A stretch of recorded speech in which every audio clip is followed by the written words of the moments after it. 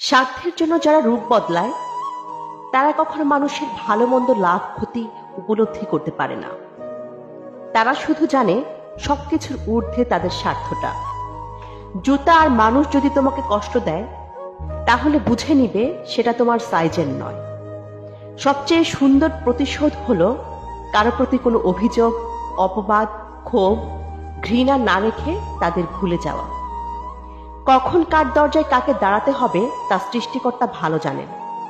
তাই কখনো মানুষের সাথে অমানুষের মতো আচরণ করবেন না।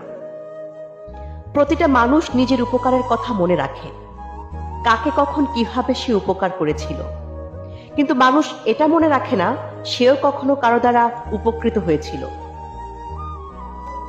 যেখানে ভুল নেই সেখানে মাথা নত করবেন না, আর যেখানে সম্মান নেই সেখানে অবস্থান করবেন না। সবাই তোমাকে কষ্ট দেবে, তোমাকে শুধু এমন একজনকে বেছে নিতে হবে যার দেওয়া কষ্ট তুমি সহ্য করতে পারবে। যদি জীবনের প্রয়োজনে নিজেকে বদলে ফেলতে হয় তবে তাই করো। হয়তো কিছুটা কষ্ট পেতে হবে তোমায়, তবুও যে তোমার মূল্য বোঝে না তার অপেক্ষায় থেকো না।